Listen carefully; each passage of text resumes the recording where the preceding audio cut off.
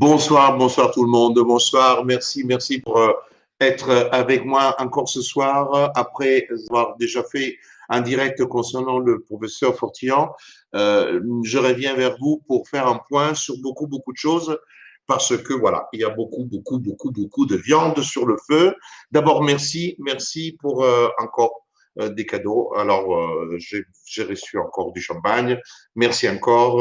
Merci. Je vais remercier personnellement chaque personne. Merci encore. Mais voilà, pas d'incitation à l'alcool, ne l'oubliez pas. C'est quand même un produit dangereux. Le champagne, non. Parfait. Revenons à nos moutons. Concernant M. Fourtian, vous avez eu peut-être entendu parler de l'appel de cette personne qui fait des vidéos, qui dit arrêtez d'envoyer des emails et arrêtez d'appeler l'hôpital. Pourquoi? Parce que la situation est la suivante. M. Fourtian est toujours hospitalisé. À l'état actuel de choses, les informations sont compliquées à avoir. Les informations que j'ai eues, c'est qu'effectivement, il n'est pas du tout, comme on peut dire, sorti de tête et que la situation est assez compliquée. Juridiquement parlant, on ne peut pas dire grand-chose. J'ai vu un tweet que vous avez peut-être vu de Sylvain Notre qui rappelle, qui dit quelques mots de François, qui dit que l'avocat aurait traité, le propre avocat aurait traité de complotiste Fourtillon. Donc, nous sommes maintenant vraiment dans des situations qui sont ubuesques. Moi, je vous réitère, je ne suis pas l'avocat de M. Fourtillon parce qu'encore, j'ai vu des écrits que les gens pensent que je suis l'avocat. Je ne le suis pas. Je suis l'avocat du documentaire film Hold Up. Je suis l'avocat de ce Pierre Manarias, le réalisateur, et de T-Prod, la production. Mais je ne suis pas l'avocat de M. Fourtillon. S'il devait me saisir, je verrai si accepté. En principe, oui. J'apporterai bien sûr mon concours d'avocat et aussi notre aide en tant que REL 119 parce que je pense que là, on vit quelque chose de assez étrange. Je vous ai lu des éléments de la plainte. Certaines personnes me disent des éléments. Moi, je lu les éléments de la plainte qu'on m'a communiqué. J'ai la plainte dans son intégralité. Je vous ai parlé des comptes bloqués. C'est lui qui l'écrit dans sa propre plainte. Sur les saisies du matériel, c'est lui qui l'écrit dans la plainte. Donc, je vous ai cité mot à mot, je mettrai les extraits, le cas échéant, pour que vous puissiez les consulter. Donc, à l'état actuel des choses, les membres de la famille demandent de ne plus adresser de courriel à l'hôpital, de ne plus appeler l'hôpital. Pourquoi? Parce que la situation peut devenir compliquée aussi pour d'autres personnes qui sont malades et qui ont réellement des problèmes. Et la gestion sanitaire pour cet hôpital est compliquée s'ils sont totalement inondés d'appels. Donc, l'aide que vous avez apportée, elle est précieuse. J'ai reçu aussi des courriels. Merci pour tous les magnifiques paroles, mais en l'état actuel de choses, il ne faut pas paniquer. Il ne faut pas paniquer. Celui qui va paniquer lorsqu'il est au milieu de la mer, il va mourir. Il faut prendre les choses calmement. Il y a des avocats, il y a la justice, il y a du droit. Je sais que maintenant, avec ce qui se passe, on peut avoir des doutes et des doutes raisonnables, effectivement, que les choix qui ont été entrepris peuvent être dictés par d'autres fins que, effectivement, une personne qui peut être soit protégée ou qui doit être ou internée ou enfermée parce qu'elle a réellement des problèmes psychologiques ou mentaux. En l'état des choses, nous ne le savons pas. Nous n'avons pas d'accès au dossier. Ne crions pas au loup, s'il vous plaît. Restons calmes, mais surtout déterminés et surtout prêts à bondir lorsqu'il faudra mettre en œuvre les moyens qu'il faut, qu'ils soient des moyens humains. Après, il y aura des moyens juridiques et aussi des moyens de soutien qui peuvent être apportés aux professeurs Fourtillon, y compris financiers, le cas échéant. Il est clair que si on devait accepter la mission et ces personnes ont ses comptes bloqués et il n'a pas d'argent, ben on irait l'aider pour aider quand même quelqu'un qui s'est exposé publiquement dans un documentaire qui était connu avant et qui aujourd'hui défend quand même une position qui peut déranger le pouvoir, qui peut déranger un institut Pasteur très important, c'est quand même quelqu'un qui est lié à des big pharma, et nous savons le contexte que nous vivons aujourd'hui. Aujourd'hui, nous vivons un contexte gravissime parce qu'on vend les vaccins comme étant quelque chose de merveilleux. On est dans un contexte dans lequel il y a beaucoup de choses à faire parce que le carrefour est là. Pour le moment, pour l'Europe, il n'y a pas encore l'approbation pour la mise sur le marché de ces médicaments, que nous sommes quand même en train de travailler au niveau international. Je vous dirai pas plus. Vous savez très bien que je suis maintenant en contact, pas simplement avec l'avocat allemand, je suis en contact avec d'autres avocats, que les choses prennent une dimension qui n'est pas simplement française, mais aussi européenne. Donc aujourd'hui, ne vous inquiétez pas, nous travaillons tous les jours. j'ai mis à 8h30 exprès parce que nous avons des conf calls importantes, parce que nous sommes en train de travailler une stratégie globale, parce que ce n'est pas Carlo Brusa seul qui pourra bloquer les vaccins, ce n'est pas un avocat seul en Allemagne qui pourra bloquer, ce n'est pas un avocat seul en Italie. Il faut absolument travailler de manière globale. C'est pour ça aussi que l'appui que vous avez donné pour le professeur Fortillan est très important. Maintenant, évitons que les choses se retournent contre lui, parce que si nous inondons de mails, d'appels téléphoniques l'hôpital, ça pourrait même aggraver les choses pour lui. Alors, s'il vous plaît, restons prêts à apporter toute l'aide possible, mais pour le moment, on peut appeler, vous savez, les gendarmes exécutent des ordres, les policiers exécutent des ordres. Sur ces questions-là, ils n'ont pas la capacité de décider. Ce sont d'autres personnes qui décident. En matière administrative, c'est le préfet qui peut décider internement, et ensuite, il y a 72 heures de temps pour que la justice puisse intervenir. S'il vous plaît, en l'état actuel des choses, la détermination que vous êtes là et que nous sommes là, la préfecture le sait, l'hôpital le sait, la gendarmerie d'Uzès le sait. Donc, à l'état actuel des choses, nous devons être prêts au moment où il faut agir pour pouvoir porter toute notre aide au professeur Fortillan. Attention, je vais vous dire une chose. J'ai reçu un email de quelqu'un, d'une personne, je ne citerai bien sûr pas de nom, qui m'a dit, Maître Brusa, moi aussi je suis dans une position de lanceur d'alerte, moi aussi je suis dans une position exposée, je vous écris dès maintenant le mandat, et là je vous parle en tant qu'avocat, pour que vous puissiez intervenir et prendre mes défenses si je suis arrêté, interné ou des mesures seraient prises à mon encontre. Vous voyez à quel point nous sommes, chers amis, vous voyez à quel point nous sommes dans le cadre de cet état de droit. Jamais je ne pouvais imaginer que j'allais vivre en France 35 ans après, après presque 27 ans de métier, que quelqu'un allait m'écrire, Maître, voilà mon numéro de téléphone, je vous donne le mandat de m'assister si cela, c'est de même arrivé, notamment après ce que j'ai vu au professeur Fortillan. Vous imaginez un peu dans quelle situation nous sommes. Ce ne sont pas des malades mentaux, ce sont souvent des professeurs, ce sont des personnes qui ont des activités dans le monde médical. Aujourd'hui, il y a beaucoup de gens qui flippent parce qu'aujourd'hui, c'est pour ça aussi que les gens ont du mal à sortir de leur statut, parce qu'aujourd'hui, il y a des vraies craintes quand on vous osez, ou il y a quelqu'un qui ose critiquer le pouvoir, critiquer le droit, critiquer ce qui est en train de se passer, les mesures prises par Castex, la prison qui a été déclarée encore à partir du 15 décembre, ce qu'on appelle le couvre-feu à 20 heures, et qu'il y a des gens qui disent c'est merveilleux, 62% des Français sont d'accord avec les mesures qui ont été éditées. 62% disent qu'ils sont d'accord sur le fait qu'il faudra vivre des fêtes de fin d'année de cette manière-là. Comment voulez-vous des fois croire avec ce qui est en train de se passer? Comment voulez-vous avoir encore la force quand vous voyez que la plupart des Français qui ont été matraqués par le mainstream, par les infos permanentes, par la terreur, sont là en train d'accepter ce qu'on leur dit, c'est-à-dire la déclaration de prison. Oui, vous avez été sage, mais pas assez. À nouveau en prison. Ah, on n'est plus déconfinés. On est déconfinés le 15. Pas de théâtre, pas de restaurant, pas de bar, pas de vie collective, pas de vie. 6 personnes maximum. N'embrasse pas ta grand-mère. Ne fais pas ceci, ne fais pas cela. Ne sors pas à partir de 8 heures. Et ça, c'est la vie. Et ça, c'est la vie avec des chiffres qui sont bidons. Il y a un ingénieur qui est chercheur, M. Pavon, qui a été suspendu de son activité parce qu'il a osé critiquer les chiffres qui sont donnés. C'est quelqu'un qui est un mathématicien, il a analysé les chiffres qui sont donnés, et parce qu'il a osé critiquer les chiffres officiels, il a été mis à pied, et il est défendu par Maître Ludovic Henriguez, et vous l'avez vu avec aussi la présence de M. Fouché. Nous sommes en train de travailler. Nous sommes en train de travailler avec d'autres associations. Nous sommes en train de travailler pour tenter d'unifier les choses. Je voulais annoncer, ce n'est pas simplement des paroles. Tout ceci demande du temps, demande des réunions, des discussions, trouver des plateformes communes, des valeurs communes pour travailler ensemble. Parce que vous croyez que c'est facile?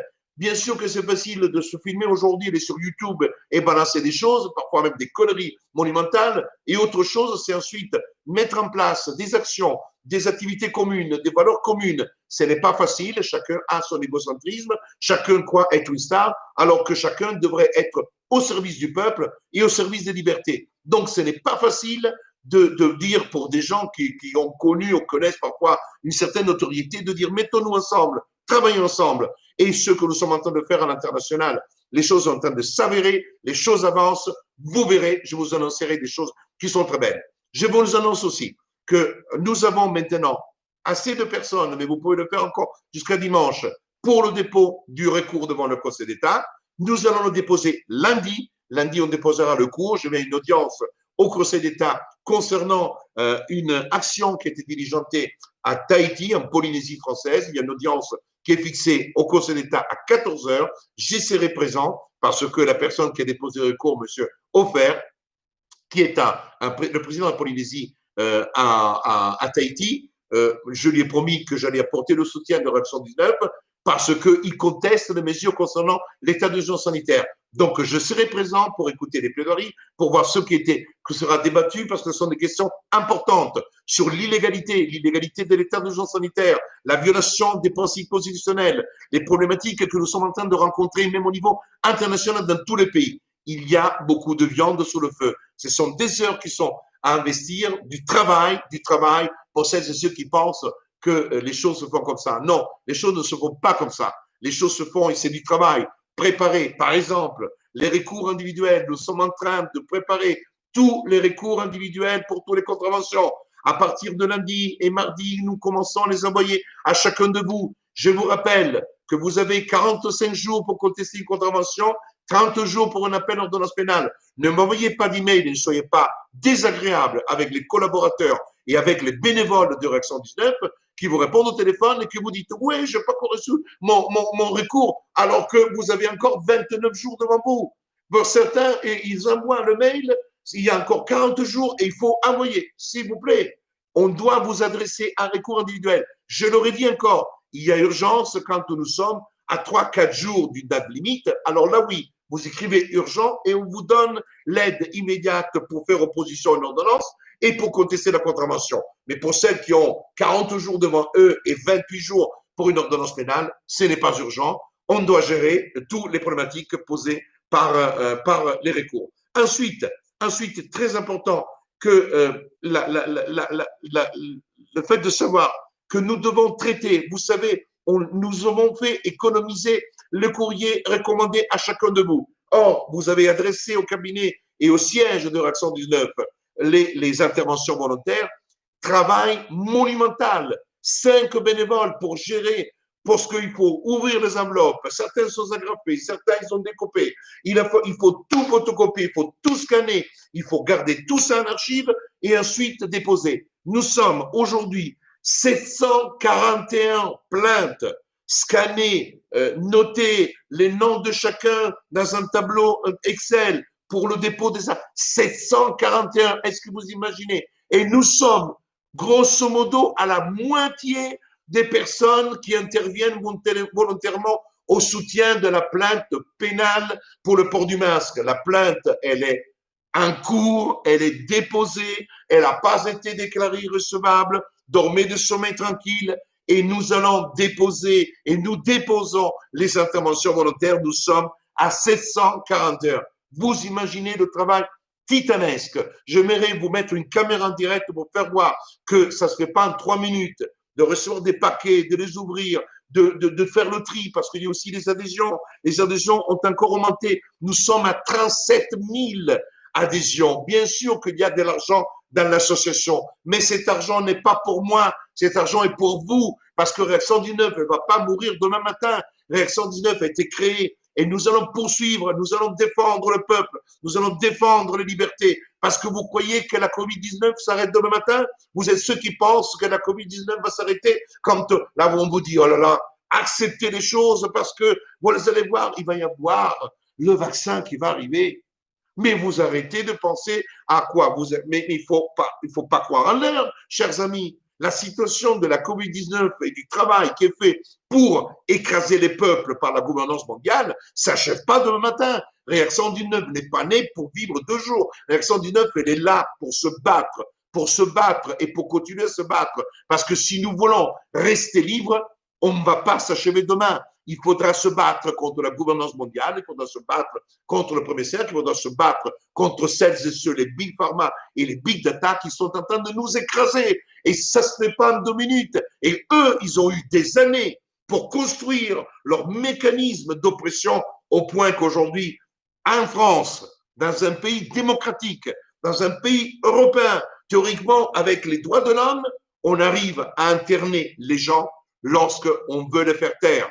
Et si c'est le cas, et c'est là qu'est avéré, c'est un scandale. C'est le scandale, un scandale dans l'épopée Macron qui va se rajouter. Et c'est gravissime. Parce que s'il s'avère qu'effectivement, c'est pour le faire taire, c'est aujourd'hui, même une seule personne privée de liberté de cette manière-là, c'est une honte pour la République. Et j'espère effectivement que aujourd'hui, les hommes politiques, ceux qui gèrent ce pays, les gens qui sont de l'exécutif, les ministres puissent se regarder dans un miroir et regarder que c'est une honte ce qui est en train de se passer. C'est une honte les attaques qui ont été portées à Hold Up. C'est une honte les attaques qui ont été portées à Permaneras, qui ont été traitées d'antisémites, alors que c'est la personne qui est la plus cosmopolite quasiment que je connaisse, et c'est une personne qui a un cœur comme ça. Des choses honteuses ont été dites. Et il y aura bien sûr des plaintes pénales pour diffamation qui seront déposées et sera fait le nécessaire.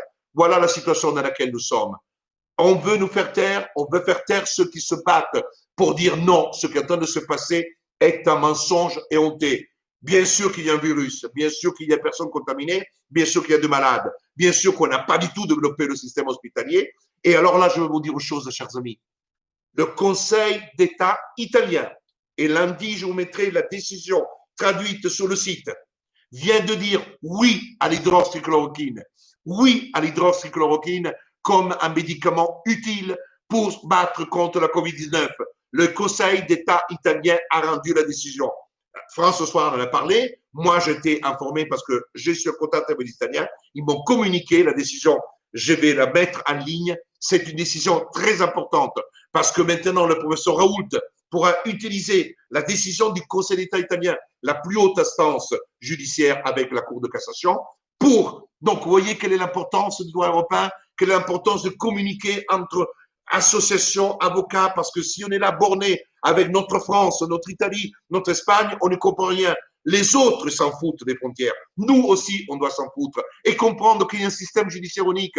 Parce qu'aujourd'hui, au pénal, il y a une justice pénale européenne. Parce qu'aujourd'hui, il y a un mandat européen. Parce qu'aujourd'hui, une enquête pénale ouverte en France peut être diligentée en Italie. Et nous, on doit penser. Et eux, ils doivent dire, non, non, vous êtes enfermés dans votre frontière. Non, nous ne sommes pas enfermés dans notre frontière. Ce qui se passe en Italie va être utilisé pour se battre en France. Ce que nous faisons en France, la plainte qui a été déposée pour le masque a été traduite en allemand, a été traduite en italien et aujourd'hui, elle est entre les mains notre plainte, la vôtre, celle que nous avons déposée.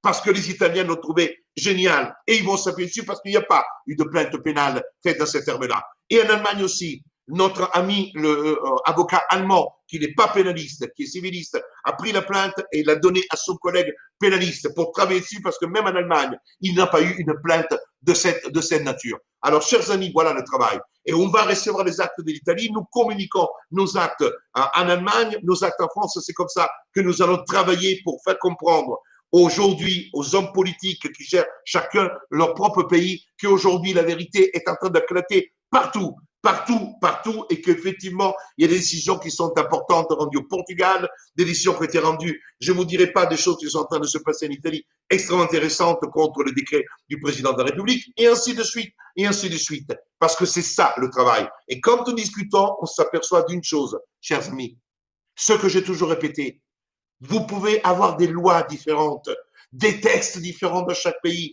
des décrets en Italie, mais ce qui compte, c'est que tout ça, c'est la source du droit. Et quand on discute avec un avocat tedesque, allemand, on dit à l'italienne, avocat tedesque, un avocat allemand, quand on discute avec un avocat belge, à la fin, ce qui compte, c'est le droit. De comprendre qu'est-ce que nous relie, qu'est-ce qui nous lie ensemble, c'est le droit, pas les lois ou les petits décrets. Est-ce que vous croyez que le décret qui dit couvre-feu 8 heures, c'est une grande norme de droit? C'est de la merde, excusez-moi, mais c'est de la merde parce que de droit, ça ne vaut rien. Ce sont des mesures politiques, des mesures simplement pour jeter la poudre aux yeux au peuple qui est là plié aujourd'hui à accepter. Les gens comme vous avez réagi pour Fortian, réagissez pour la liberté, réagissez. Vous voulez écrire des mails, envoyez des emails au Premier ministre, envoyez des emails au ministre de la Santé, faites-lui comprendre que vous n'êtes pas d'accord, qu'on s'immisce dans la vie privée. Dites-lui que vous n'êtes pas d'accord, qu'on vient réglementer avec qui vous devez manger chez vous. Parce que chez nous, nous sommes chez nous. Chez nous, je mange avec qui je veux. Chez moi, je passe mon temps avec qui je veux. Et qu'on arrête de m'emmerder dans ma vie privée. C'est ça le message qu'il faut délivrer. Et il faut le dire. Et il faut pas avoir peur. Et ça sert à rien. Au lieu de venir parfois me critiquer, vous êtes libre de le faire et je l'accepte. Allez plutôt envoyer des emails à qui? Aux responsables de ce qui se passe dans ce pays, aux responsables de ceux qui anéantissent notre liberté, aux responsables qui vous ont trompé. Ils vous ont trompé sur les masques, ils vous ont trompé sur les tests PCR, ils vous ont trompé sur tout, ils vous ont trompé aussi sur le confinement, qui était extraordinaire, que devait sauver le monde. Ils vous ont trompé sur tout et vous les croyez? Mais il faut quoi? Il faut être vraiment con. Excusez-moi, celui qui te trompe, celui qui te raconte des mensonges, les Véran qui te disent que les masques sont inutiles, les gens de Salomon qui racontent des conneries et qui est toujours directeur de la santé, ces gens-là, on les écoute et on se plie devant eux.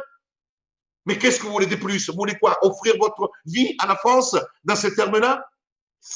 Là, c'est un discours qui est mi-juridique et peut-être mi-politique, parce qu'effectivement, faire du droit, c'est aussi faire de la politique. Faire du droit, c'est contester aussi le fonctionnement de ces institutions. Faire du droit, c'est contester comment fonctionne le Parlement aujourd'hui. Faire du droit, c'est dire qu'un Parlement liberticide, nous l'avons. Faire du droit, ça veut dire quoi? Transfert des compétences du Parlement à l'exécutif qui apportent atteinte à nos libertés. Ça, c'est du droit. Dire que nous n'avons pas une justice qui fonctionne actuellement à ce pays, oui, ça, c'est discussion de droit. Et c'est du politique. Parce qu'effectivement, aujourd'hui, ce qui est fait en dépit de tous les principes, de toutes les valeurs. L'état d'urgence sanitaire sorti au pied levé comme quelque chose qui n'a aucun sens. Aucune condition n'est fixée pour déterminer l'état d'urgence et pour quelle raison il y a état d'urgence, pour quelle raison il est maintenu.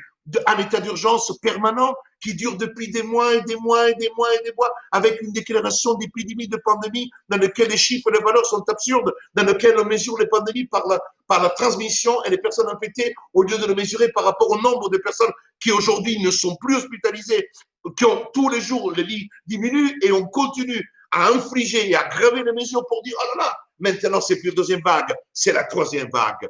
Ah non, il faut surtout pas parler de troisième vague, parce qu'effectivement, c'est pas du langage d'épidémiologiste, parce qu'effectivement, tantôt, tout le monde parle de la deuxième vague, et maintenant, il faut surtout pas parler de la troisième vague, parce que la vraie chose qu'il faut parler, c'est l'espoir du vaccin. Parce qu'avec le vaccin, on va tous bien être piqués, et là, ça sert à la joie, et là, comme j'entends, on retrouvera notre vie. Vous croyez que moi, comme il dit le ministre, vous croyez que moi, comme vous, je n'ai pas envie de retrouver une vie normale? Vous croyez que, comme vous, moi, j'ai pas envie d'aller au restaurant avec mes amis? Non, lui, au restaurant, il va. Ne vous inquiétez pas. Il trouve même des restaurants où y aller. Dormez le sommeil tranquille, parce que eux, ils sont servis dans les ministères et ils mangent à leur guise avec des cuisiniers et avec des serveurs qui les servent. Alors, dormez le sommeil tranquille, ils n'ont aucune difficulté et ils ont des invités. Je pourrais vous citer même des déjeuners et les personnes qui sont invitées parce que nous avons quand même quelques petites informations. Donc, les couillons sont nous. C'est nous qui n'avons pas le droit au loisir. Eh bien, lundi, on déposera la requête.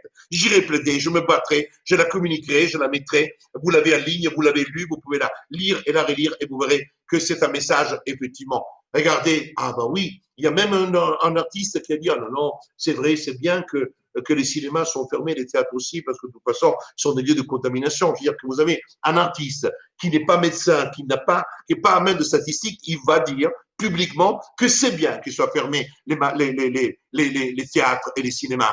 Alors que vous n'avez aucune preuve, parce que vous prenez le restaurant. Vous savez sur quoi on se base? Le ministre des PME qui est invité. Ah ben oui, il y a un rapport américain qui dit que effectivement les restaurants sont des lieux de cluster. Eh bien très bien, et c'est un rapport américain qui concerne un pays où aux États-Unis on mange des hamburgers avec les mains, on y mange tout assez, il n'y a pas de couvert, etc., dans une dimension d'hygiène qui n'a rien à voir des restaurateurs français. Et ça, c'est le rapport sur lequel on compte. Je le connais très bien. Il a été fait au mois de juillet. Nous sommes au mois de décembre en France avec des restaurateurs qui se sont fait un cul comme ça, qui ont mis des barrières, qui ont fait la distanciation, qui ont mis du gel, qui ont accepté d'être les complices de la tête à la vie privée avec le cahier de rappel, numéro de téléphone. Et là, on dit, ah voilà, vous êtes un cluster exceptionnel. Par contre, les restaurants d'entreprise, tout le monde va bouffer ensemble et tout le monde se fait la bise et il se claque dessus. Aucun respect. Et les photographies et les images des métros et des RER et les transports parisiens, mais aussi dans d'autres villes, où le matin, tout le monde est entassé, là, il n'y a aucun danger. Alors, vous me parlez ça de mesures, vous me parlez du masque. Ah, ben les gestes barrières. Mais non, gestes barrières. Le masque, c'est tant mieux que ces aspects sont capables de se passer. Parce qu'effectivement, si le masque avec les gestes barrières était la panacée, le virus ne pourrait pas se transmettre. Vous savez, maintenant, vous avez les Chinois. Alors là, je l'ai mis en ligne, mais beaucoup ne sont pas mes abonnés. Vous êtes là et vous êtes là. Vous savez que la Chine, la compagnie aérienne, propose à ses hôtesses de l'air et à ses stewards de non simplement mettre le masque, mais de se mettre une couche pour éviter d'aller aux toilettes pendant les vols et pour éviter effectivement de se contaminer ou de se faire contaminer. Donc, c'est par l'aérosol, donc c'est par tous les trous. Ça veut dire que là, on a maintenant la COVID-19 qui est un virus qui rentre par la bouche, qui rentre par le nez, mais qui rentre aussi par les autres trous. Donc, vous voyez très bien quelle est la situation. Il y a des trous partout, donc surtout les femmes, ils en ont peut-être un de plus que les hommes. Donc, par conséquent, il faut des couches spéciales pour protéger. Donc, on en est là. Et ça, ce sont des mesures qui sont prises anti-Covid. Mais c'est l'humiliation la plus totale. Chers amis, je rappelle encore, et je ne vais pas vous tenir longtemps parce que je suis fatigué, je suis énervé, parce que ce qui se passe, c'est quand même une honte. J'ai mal au cœur et j'ai des fois, j'ai besoin de faire mon cri de rage.